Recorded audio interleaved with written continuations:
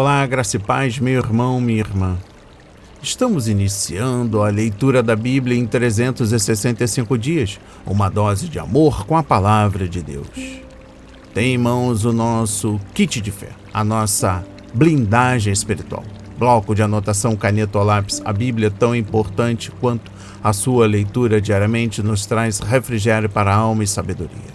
Para o nosso 17º dia, trago para a leitura e compreensão de cada livro, Gênesis 24, livro de Salmos, capítulo 17, e livro do apóstolo João, capítulo 8, versículos 1 a 20.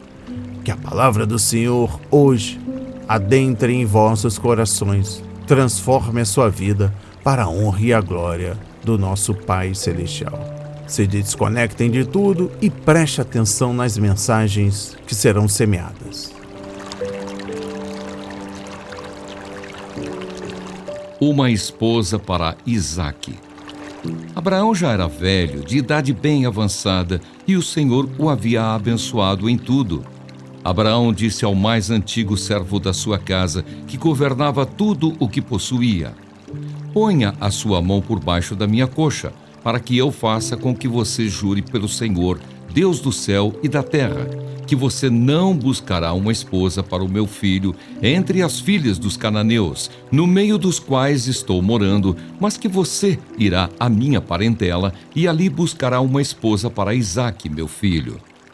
Então o servo disse: talvez a mulher não queira vir comigo para esta terra. Nesse caso, devo levar o seu filho à terra de onde o Senhor veio? Abraão respondeu: cuidado, não faça o meu filho voltar para lá. O Senhor Deus do céu, que me tirou da casa de meu pai e da terra dos meus parentes, e que me falou e jurou, dizendo: à sua descendência darei esta terra. Ele enviará o seu anjo adiante de você, para que lá você encontre uma esposa para o meu filho. Caso a mulher não queira vir, você ficará desobrigado do seu juramento. Entretanto, não leve o meu filho para lá. Com isso, o servo pôs a sua mão por baixo da coxa de Abraão, seu senhor, e jurou fazer segundo o resolvido. O servo pegou 10 dos camelos do seu senhor e, levando consigo uma parte dos bens dele, levantou-se e partiu para a Mesopotâmia, para a cidade onde Naor havia morado. Fora da cidade, fez os camelos se ajoelharem junto a um poço de água. Era de tardinha, a hora em que as moças saem para tirar água. Então o servo orou: ó Senhor, Deus de meu senhor Abraão, peço-te que me ajudes hoje e sejas bondoso para com o meu senhor Abraão. Eis que estou ao pé da fonte de água, e as filhas dos homens desta cidade saem para tirar água. Concede, pois, que a moça a quem eu disser: incline o cântaro para que eu beba. E ela me responder: beba, e darei ainda de beber aos seus camelos. Seja a que designaste para o teu servo Isaque. E nisso verei que foste bondoso para com o meu senhor. Antes que ele acabasse de orar, eis que surgiu Rebeca, filha de Betuel, filho de Milca, mulher de Naor, irmão de Abraão, trazendo um cântaro sobre o ombro. A moça era muito bonita, virgem, a quem nenhum homem havia possuído. Ela desceu até a fonte, encheu o seu cântaro e subiu. Então o servo correu ao encontro dela e disse: peço que me deixe beber um pouco da água do seu cântaro. E ela respondeu: beba, meu senhor. E prontamente, baixando o cântaro para a mão, deu-lhe de beber. Depois de lhe dar de beber, disse: vou tirar água também para os seus camelos, até que todos bebam. E apressando-se em despejar o cântaro no bebedouro, correu outra vez ao poço para tirar mais água. Ela tirou água para todos os camelos. O homem a observava, em silêncio, atentamente, para saber se o Senhor teria levado a bom termo a sua jornada ou não. Quando os camelos acabaram de beber, o homem pegou um pendente de ouro, pesando 6 gramas, e 2 pulseiras para as mãos dela, pesando 120 gramas de ouro. Em seguida perguntou: diga-me, de quem você é filha? será que na casa de seu pai haveria lugar para eu e os que estão comigo passarmos a noite? Ela respondeu: sou filha de Betuel, que é filho de Milca e de Naor. E acrescentou: temos palha, muito pasto e lugar para passar a noite.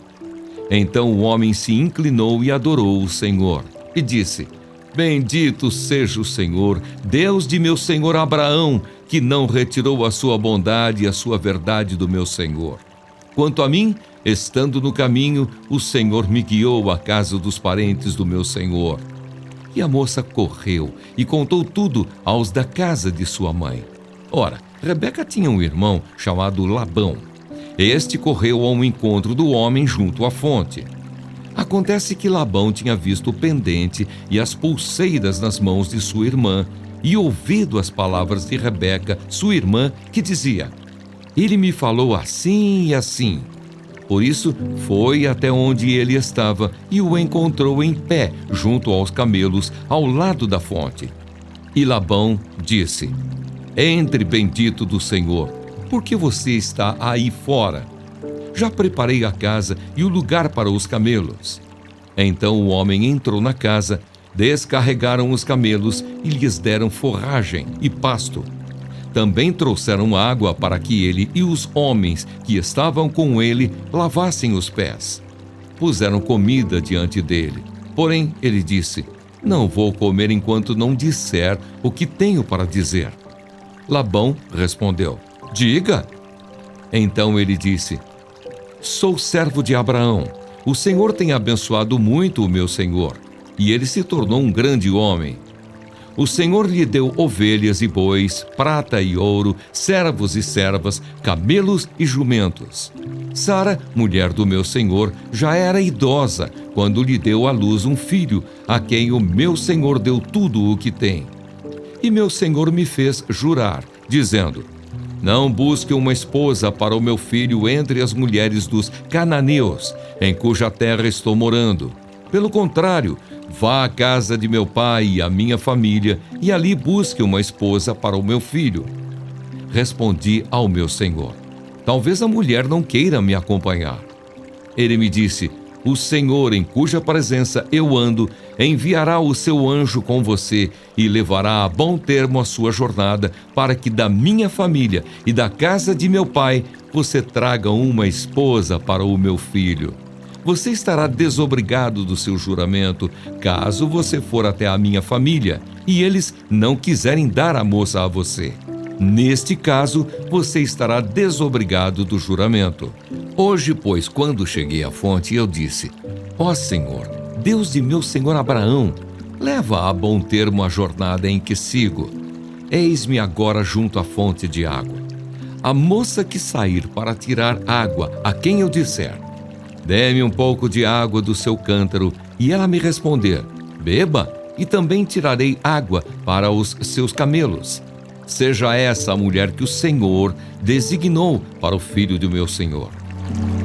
Antes que eu acabasse de orar em meu íntimo, eis que veio Rebeca trazendo o seu cântaro sobre o ombro. Ela desceu à fonte e tirou água. E eu lhe disse: peço que me dê de beber. Ela prontamente baixou o cântaro do ombro e disse: beba, e também darei de beber aos seus camelos. Bebi, e ela deu de beber aos camelos. Daí lhe perguntei: de quem você é filha? Ela respondeu: filha de Betuel, que é filho de Naor e Milca. Então lhe pus o pendente no nariz e as pulseiras nas mãos. E prostrando-me, adorei o Senhor e louvei o Senhor, Deus do meu senhor Abraão, que me havia conduzido por um caminho direito, a fim de encontrar para o filho do meu senhor uma filha do seu parente. Agora, pois, se estiverem dispostos a usar de bondade e de fidelidade para com o meu senhor, digam. Do contrário, digam também, para que eu siga o meu caminho para a direita ou para a esquerda. Labão e Betuel responderam: isto procede do Senhor. Nada temos a dizer, nem a favor, nem contra. Aqui está Rebeca. Leve-a com você, e que ela seja a mulher do filho do seu senhor, segundo a palavra do Senhor Deus. Quando o servo de Abraão ouviu tais palavras, prostrou-se em terra diante do Senhor. Tirou joias de ouro e de prata e vestidos e os deu a Rebeca. Também deu ricos presentes ao irmão e à mãe dela. Depois comeram e beberam, ele e os homens que estavam com ele, e passaram a noite. De madrugada, quando se levantaram, o servo disse: permitam que eu volte ao meu senhor. Mas o irmão e a mãe da moça disseram: deixe que ela fique conosco mais alguns dias, pelo menos 10, e depois poderá ir. Ele, porém, lhes disse: não me detenham, pois o Senhor me tem levado a bom termo na jornada. Deixem que eu volte ao meu senhor. Disseram: vamos chamar a moça para ver o que ela diz. Chamaram, pois, Rebeca e lhe perguntaram: você quer ir com esse homem? Ela respondeu: sim, quero.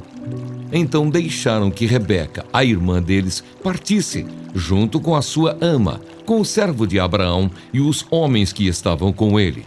Abençoaram Rebeca e lhe disseram: que você, nossa irmã, seja a mãe de milhares e que a sua descendência tome posse das cidades dos seus inimigos. Então Rebeca se levantou com as suas servas e, montando os camelos, seguiram o homem. O servo de Abraão tomou Rebeca e partiu.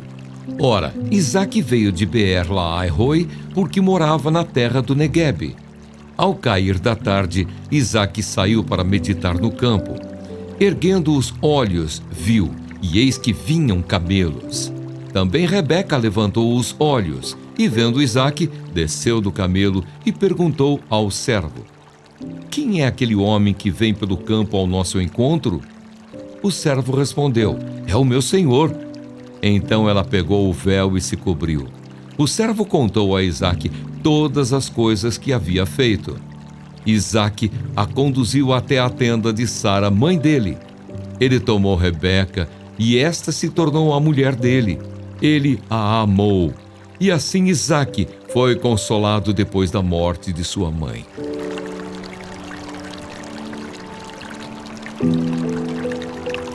Amém. Comentários no livro de Gênesis, capítulo 24. Abraão agora tinha 140 anos e viveria mais 35. Sua grande preocupação era que, antes de morrer, pudesse encontrar uma esposa para o seu único filho, Isaque. Somente então Deus poderia cumprir suas promessas feitas na aliança de abençoar Abraão com muitos descendentes e lhe dar Canaã por herança.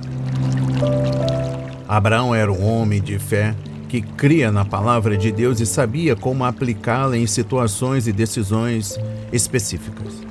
Ele procurava obedecer ao que a palavra dizia, porque a verdadeira fé sempre resulta em obediência.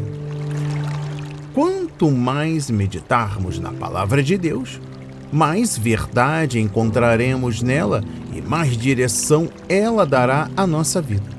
Isso se aplica nas decisões sobre casamento, vocação, ministério ou qualquer outra área da vida. Se não confiarmos na palavra de Deus e obedecermos a ela, o Senhor não nos conduzirá. Provérbios 3, versículos 5 a 6.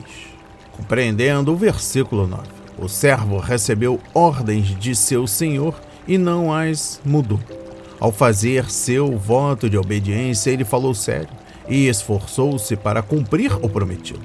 Se a sua missão tivesse êxito ou falhasse, o servo sabia que teria de prestar contas ao seu senhor e queria poder fazer isso sem constrangimento. Compreensão dos versículos 12 a 14. O servo agiu pela fé no Deus de Abraão e de Isaque. Ele creu na promessa de Deus e confiou que a providência divina iria guiá-lo. Ele dedicou tempo para orar e pedir ajuda a Deus e manteve os olhos abertos para ver o que o Todo-Poderoso iria fazer. Compreensão dos versículos 15 a 22. Não temos indicação alguma de que Rebeca sabia que estava sendo avaliada como uma possível noiva. Temos poucas indicações em nossa vida de quantas vezes os outros estão nos avaliando pelo modo como conduzimos as tarefas do dia a dia. Rebeca nem imaginava que o simples fato de realizar uma tarefa humilde para um estranho iria transformá-la na esposa escolhida de um homem rico que se relacionava com Deus por meio de uma aliança especial. A verdadeira marca de caráter não é o modo como agimos, como alguém está nos observando, mas nosso procedimento quando ninguém nos vê, ou quando parece que não temos um público para impressionar. Compreensão do versículo 23. De quem você é filha? É uma pergunta fundamental de qualquer pretendente. É claro que o servo estava interessado na família da jovem, mas a pergunta tem uma aplicação mais ampla. Hoje, para os cristãos fiéis, homens e mulheres, você é filho de Deus? Você nasceu de novo na família de Deus? Que tragédia quando os cristãos se casam com incrédulos e tentam constituir uma família sem a bênção plena de Deus. Compreensão dos versículos 25 a 49. Encontrar Rebeca era apenas a primeira parte do trabalho do servo Eliezer. Devemos fazer uma pausa para observar como aquele homem ilustra o trabalho do Espírito Santo no mundo. Hoje, enquanto nos usa para testemunhar sobre Jesus Cristo, Atos 1, versículo 8, ele nos falou sobre si mesmo, mas sobre seu Senhor e suas riquezas.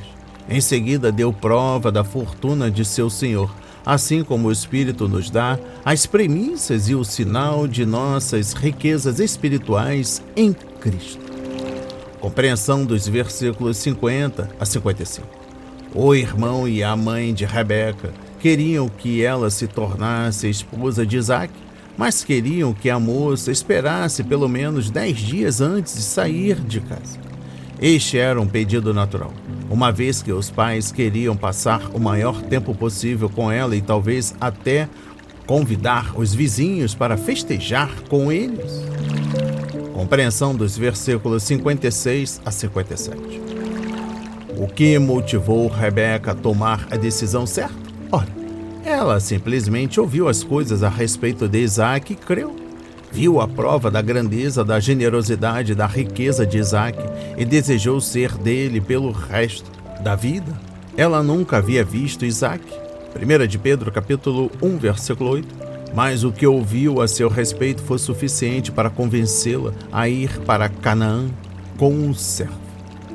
A resposta de Rebeca é um caso prático em se tratando de tomar decisões importantes. Os pecadores não devem protelar quando o assunto é a decisão por Cristo. Trata-se de uma decisão de fé, baseada nas evidências dadas pelo Espírito Santo por meio da palavra e do testemunho da igreja. O pecador que protela essa decisão está em perigo de perder a oportunidade de pertencer à família de Deus e viver no céu. Hoje, se vocês ouvirem a sua voz, não endureçam o coração. Hebreus 3, versículos 7 a 8 e versículo 15. Agora é o tempo favorável, agora é o dia da salvação. 2 Coríntios, capítulo 6, versículo 2. Compreensão do versículo 60. Toda a história deixa claro que Deus escolheu Rebeca para Isaque, pois sua direção providencial é vista a cada passo do caminho de Eliezer. No entanto, Rebeca teve de optar pelo futuro marido. Não há conflito entre a soberania divina, o plano de Deus, e a responsabilidade humana, a escolha pessoal. Na verdade, Jesus ensinou as duas coisas em uma afirmação. Todo aquele que o Pai me der, soberania divina, virá a mim, responsabilidade humana. E quem vier a mim, eu jamais rejeitarei. João 6, versículo 37. Compreensão do versículo 61. Os camelos percorriam cerca de 40 quilômetros por dia e poderiam chegar a 96 quilômetros se fosse preciso, enquanto o pedestre comum andava cerca de 30 quilômetros por dia. Um grupo de 10 camelos e seus criados e escolta poderiam facilmente fazer a viagem de Hebrom à Mesopotâmia e voltar, cerca de 1.500 quilômetros, em menos de 2 meses. Compreensão do versículo 62. O nome deste poço seria um estímulo para Isaque enquanto esperava o retorno do céu. O poço daquele que vive e me vê. Se Deus cuidou de Agar e supriu suas necessidades, certamente cuidaria de Isaque e proveria a esposa de que ele precisava para manter a linhagem messiânica. O Senhor é o Deus vivo que vê tudo e planeja todas as coisas para a sua glória e o bem de seus filhos. E finalizando a leitura no livro de Gênesis, compreensão dos versículos 63 a 67. Esta passagem sugere que Isaque era um homem calmo, que meditava nas coisas do Senhor na solidão. Salmos 1 e 2. Sua esposa era mais do tipo ativo, por isso havia um bom equilíbrio em sua casa. Os dois se viram à distância e Rebeca desceu do camelo para que pudesse ir a pé ao seu encontro. Naquela época, era considerada uma violação de etiqueta mulheres montadas em animais na presença de homens estranhos. Rebeca também pôs o véu longo, que era a marca de sua modéstia e submissão. Embora aquele fosse um casamento arranjado, as Escrituras incluem a importante observação de que Isaque a amou.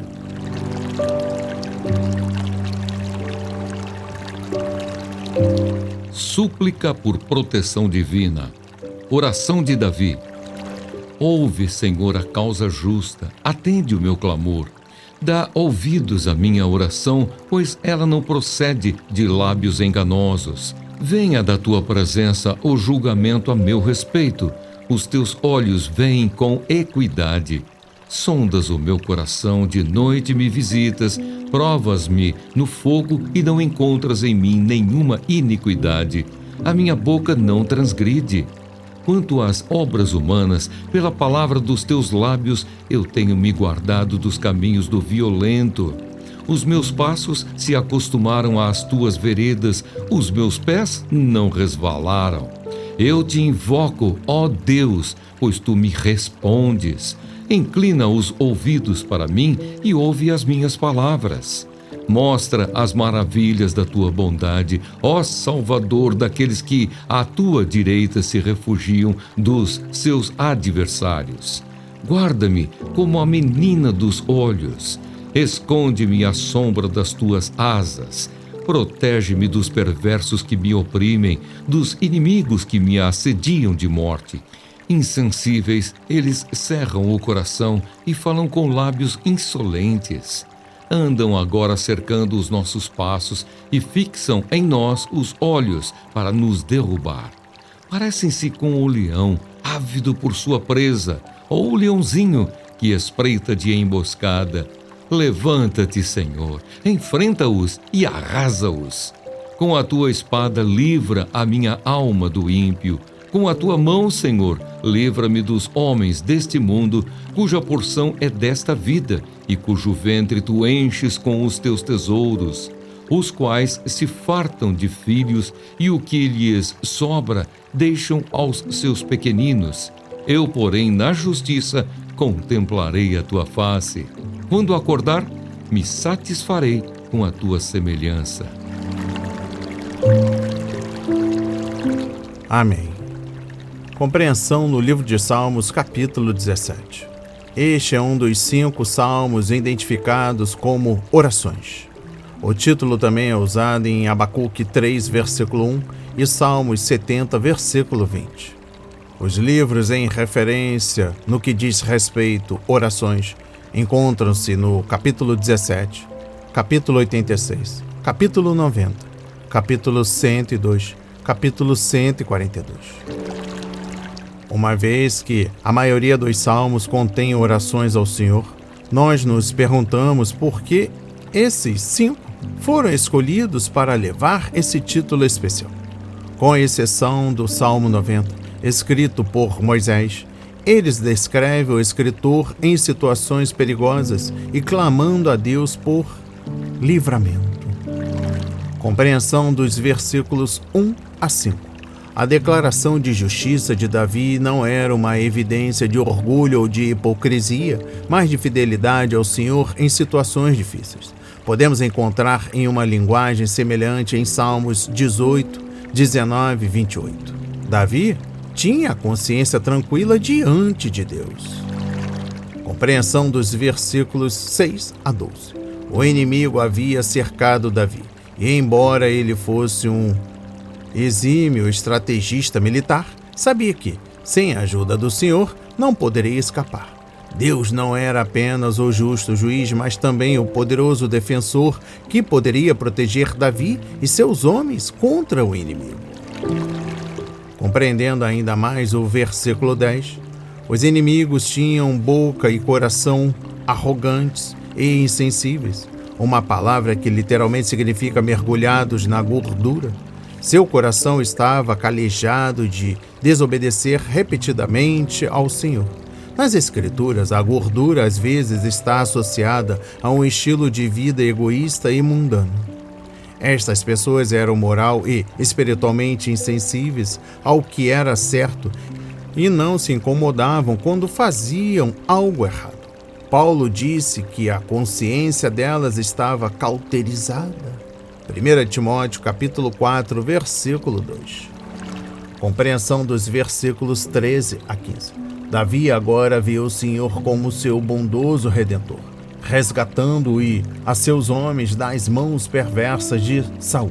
Estes versículos comparam os homens deste mundo com os tesouros de Deus, que vivem para aquilo que é externo.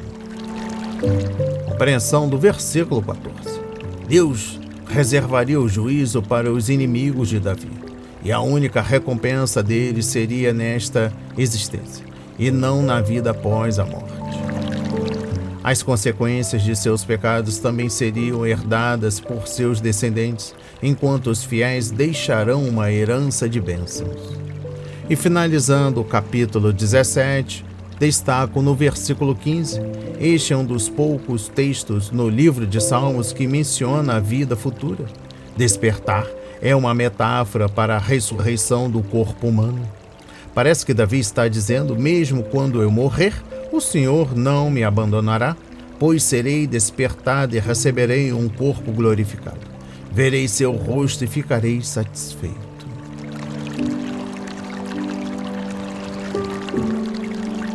Jesus, no entanto, foi para o Monte das Oliveiras. De madrugada voltou novamente para o templo e todo o povo se reuniu em volta dele. E Jesus, assentado, os ensinava. Então os escribas e fariseus trouxeram à presença dele uma mulher surpreendida em adultério. E fazendo-a ficar em pé no meio de todos, disseram a Jesus: Mestre, esta mulher foi surpreendida em flagrante adultério. Na lei, Moisés nos ordenou que tais mulheres sejam apedrejadas. E o Senhor, o que tem a dizer? Eles diziam isso tentando-o, para terem de que o acusar. Mas Jesus, inclinando-se, escrevia na terra com o dedo. Como eles insistiam na pergunta, Jesus se levantou e lhes disse: Quem de vocês estiver sem pecado, seja o primeiro a atirar uma pedra nela. E inclinando-se novamente, continuou a escrever no chão. Mas eles, ouvindo essa resposta, foram saindo um por um, a começar pelos mais velhos até os últimos, ficando só Jesus e a mulher em pé diante dele. Levantando-se, Jesus perguntou a ela: Mulher, onde estão eles? Ninguém condenou você? Ela respondeu: Ninguém, Senhor. Então Jesus disse: Também eu não a condeno. Vá e não peque mais.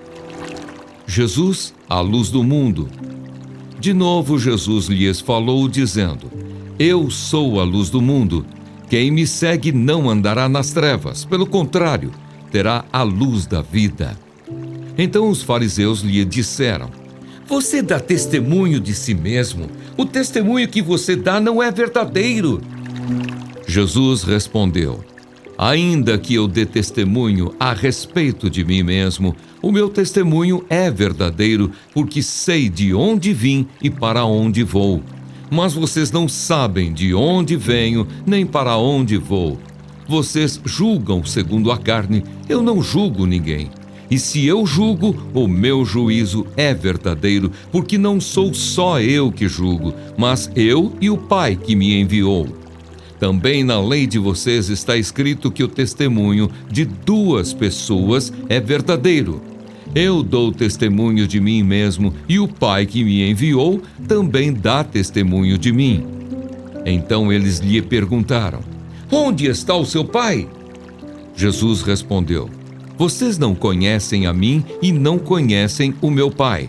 Se conhecessem a mim, também conheceriam o meu Pai. Jesus proferiu essas palavras perto da caixa de ofertas, quando ensinava no templo. Ninguém o prendeu, porque ainda não havia chegado a sua hora.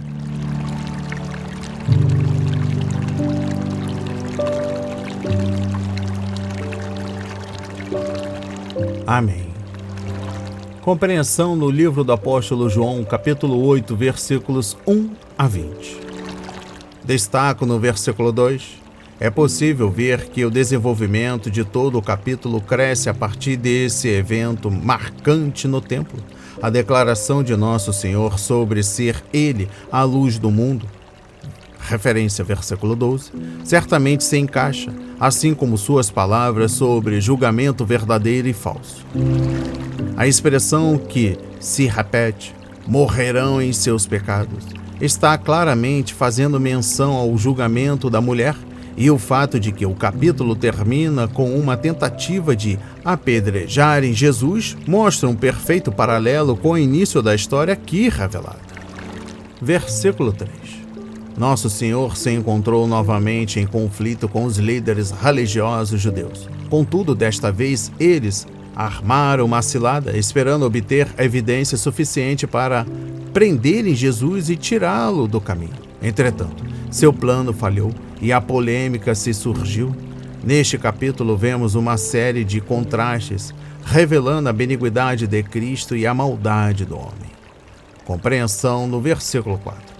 Os fariseus não conseguiram pegar o casal em flagrante adultério. Então, é de imaginar se o homem que não foi acusado não fazia parte do esquema.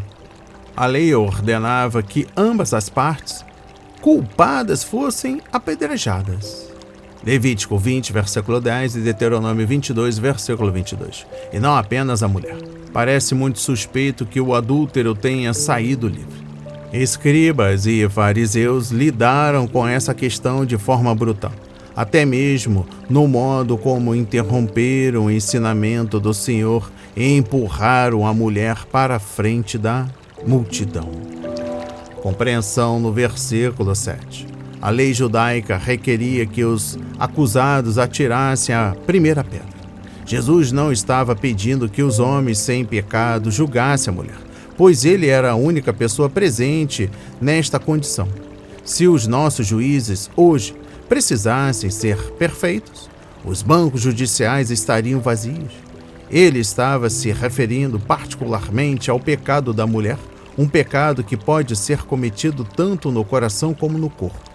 Convencidos pela própria consciência, os acusadores silenciosamente deixaram a cena e Jesus ficou sozinho com a mulher. Então, ele a perdoou e fez-lhe a advertência expressa de que não pecasse mais. João 5, versículo 14. Compreensão do versículo 11. Não podemos interpretar erradamente este episódio, achando que Jesus tratou o pecado de modo leviano ou que ele contrariou a lei. O fato de o Salvador haver perdoado aquela mulher significava que, um dia, ele teria de morrer pelos pecados dela. O perdão é gratuito, mas não é barato. Além disso, Jesus cumpriu perfeitamente a lei, para que ninguém pudesse acusá-lo com justiça de se opor a ela ou de enfraquecer seu poder. ao aplicar a lei à adúltera e não a si mesmos. Os líderes judeus estavam violando tanto a letra como o espírito da lei. Logo eles, que se arrogavam defensores da lei de Moisés. A lei foi dada para expor o pecado, Romanos 3, versículo 20, e devemos ser condenados pela lei antes que possamos ser purificados pela graça do Senhor. A lei e a graça não competem entre si, elas se complementam. Ninguém jamais foi salvo por guardar a lei, mas ninguém jamais foi salvo pela graça sem que tenha sido acusado pela lei. Deve haver convicção antes que possa acontecer a conversão.